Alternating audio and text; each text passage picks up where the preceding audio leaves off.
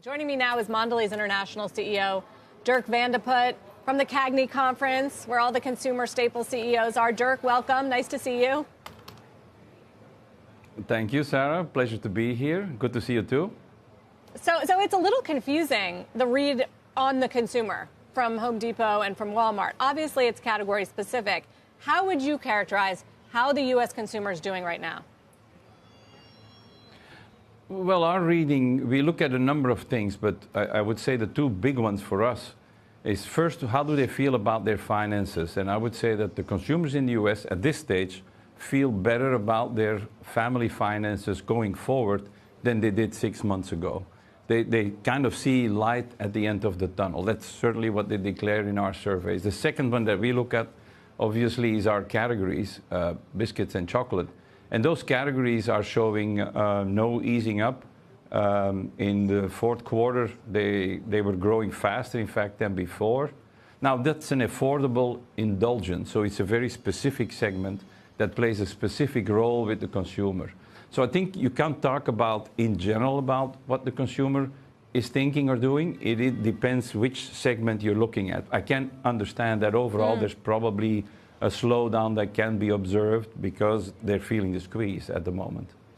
But you're not seeing it, in part because people always like to indulge. It's less affordable, though, Dirk, isn't it? You've been raising prices big time. Yes, it is less affordable.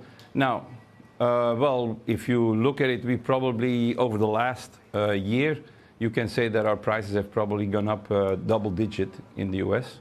And so there is certainly something that the consumer is noticing from a price perspective. It all depends on how important that item is in your budget. What we've seen is that in food, consumers have been prioritizing that spending and reducing spending in other areas. And so since we're a big part of food and an indulgence, that has helped us. Double-digit increase in prices from last year. Where does that go? Do you continue to raise prices, and if so, at what pace? Well, we have only tried to price away the cost increases that we've seen in our input cost. And so you have to look at our input cost. And the input costs are flat. If I look 4 months back, maybe they're even down a little bit from where they were 4 months ago. But if you go a year back, they're still significantly higher than what they were a year ago. So in the US, I would say we have largely implemented the pricing that we have to implement for the current level of input cost that we're seeing. And my impression, and potentially also my hope, is that the input cost gradually will start to come down, which then will mean that there is no need for extra pricing. And then what? And then do you bring back promotions? Do you bring down price? And are you getting pressure from the likes of Walmart to do those sort of things? Well, in our case, not really, because our volume sales have been holding up largely. And so if you increase prices and the volume keeps on going, the retailers are relatively happy with the performance of our brands. And they like it because it helps their good numbers also. So at this stage, I wouldn't say that we have pressure in that sense. In the US, we particularly also have had some pressure on our supply chain. We're getting back into inventory. Our on-shelf availability is improving. So this is not yet the moment for us to start promoting. And as I said, there's still that price pressure and that cost pressure. So from our perspective, we're not planning to increase promotions going forward. You have a really good read on the rest of the world, better than any of the consumer staples, with I think 80% of your sales outside the U.S. How does it look right now? Where are the pressure points on the consumer, and where are the bright spots? The bright spots, for sure, I would put the U.S. into the bright spots. I think we're in a pretty good position. The economy is doing relatively well. Consumers are not that preoccupied. The other bright spots are Latin America and Africa and the Middle East and Asia, where we have seen very good performance also. The big worry area is Europe, where the consumer is clearly showing much more important signs of preoccupation and starting to really cut in what they buy. And so Europe, I would say, is the area to watch in the coming months. I was going to ask about Europe because the data on Europe has been a lot stronger and more resilient than everybody thought. Warm weather certainly helped, but not recessionary type numbers yet. You see a change happening there? Well, in our numbers, we certainly still have to do significant pricing because we are not as in the same position as we are in the US. So we're going through a pricing round right now. We will see what the reaction of our clients and our consumers will be on that pricing round.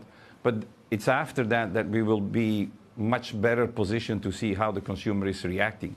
At this stage, when we talk to the consumer and we do market research, there's a significant difference between the US consumer and the European consumer on how they pursue or perceive the future and their personal finances. That's what makes me say I'm more worried about Europe. I understand the numbers don't show that immediately, but certainly the mind of the consumer or where they are in their expectations is a lot worse than what we see in the US. Finally, I can't let you go without asking about the size of Mallomars. I told my friend David Faber that I would ask you when they will stop shrinking. Have they actually shrunk? And when does that happen? I have to admit that Mallomar is one of our smaller brands. A bit surprised that David is a good consumer, but thank you for that. It's a great product. I wouldn't say that it has shrunk in recent years. I know that there was a period a while ago that Mallomars were bigger, and then we reduced them, not so much because of cost reasons, but more of a portion size reason. He's probably referring to that moment, but at this stage we're not. Probably. He should be reassured that we're not planning to reduce the size of Mallomars. Are you reducing the size of Oreos and other bigger brands? Is that still a thing? Well, it has been less for us, but in our case, since there's usually a number of cookies in a pack, we're not shrinking the size of the cookie, but we sometimes take a cookie out of the pack to keep the right price point. Price points are very important for consumers. As I said, pricing is largely done. There might still be some movements a little bit on the size of the pack, but that's going to be limited in the coming months. All right.